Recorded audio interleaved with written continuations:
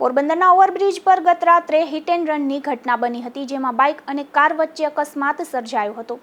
આ અકસ્માતમાં એક માતાનું મોત થયું હતું, ત્યારે પુત્રને ઈજા થતાં સારવાર માટે હોસ્પિટલે ખસેડવામાં આવ્યો હતો।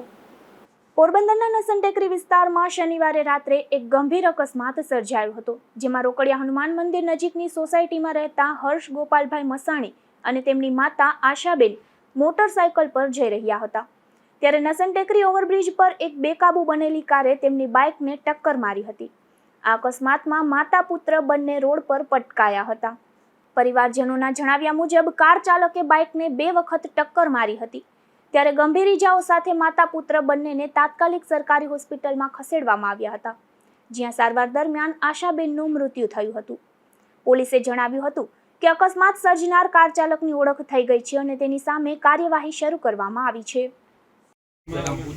हाँ पूछ ले बोला तेरा नाम बोल नाम में क्या रही है यज्ञेश मोती वर्ष कड़ियापुर मारो શું થયું રે मारो भाई ने मारा मामी मारा घर आवता था कड़ियापुर रोकड़ी हनुमान ने पुल पर चढ़ी पल्ली नो पुल है ने रोकड़ी हनुमान थी चढ़ी ने आवता था ने पाछळथी गेटावाळो આવ્યો કાળી ગાડી હતી ને ઉડાડતો ને પછી ઓયો કેને ઈજા થઈને કેનું ડેથ થયું મારા મામીનું ડેથ થઈ ગયું છે ને મારા ભાઈને ઈજા થઈ છે। શું નામ છે ભાઈ મારા ભાઈનું નામ હર્ષ મસાણી છે અને મારા મામીનું નામ આશાબેન મસાણી।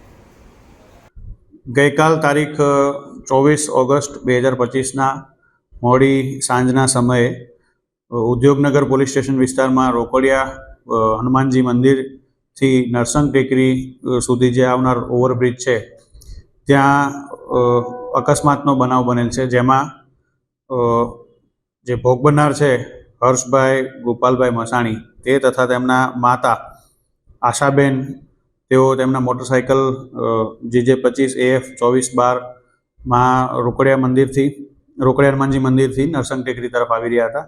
તે દરમિયાન તેમના પાછળથી પૂર ઝડપે બેદરકારીથી વાહન ચલાવી એક 4 વ્હીલ કાર જે કાળા કલરની ક્રેટા કાર હતી, એમણે પૂર ઝડપે આ ગાડી પોતાનું 4 વ્હીલ GJ25 BA 4092 નંબરનું એ ચલાવી અને આગળની જતી મોટરસાઇકલને સાથે અથડાવી અને અકસ્માત કરેલ છે, જેમાં આજે ભોગ બનનાર છે હર્ષભાઈ તથા તેમના માતા આશાબેનને ગંભીર ઈજાઓ પહોંચેલ છે। તેમના અમને અત્યારે પોલીસ દ્વારા તેમની ફરિયાદ લઈ લેવામાં આવેલ છે અને જે આરોપી છે તે તથા વાહન ચાલક અને વાહનની બંનેની ઓળખ થઈ ગયેલ છે અને ટૂંક સમયમાં વિધિવત રીતે આરોપીની ધરપકડ કરીને આગળની કાર્યવાહી કરવામાં આવશે।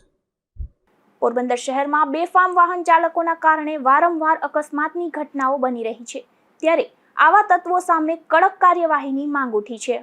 નિપુલ પોપટ, ગુજરાત ન્યૂઝ, પોરબંદર।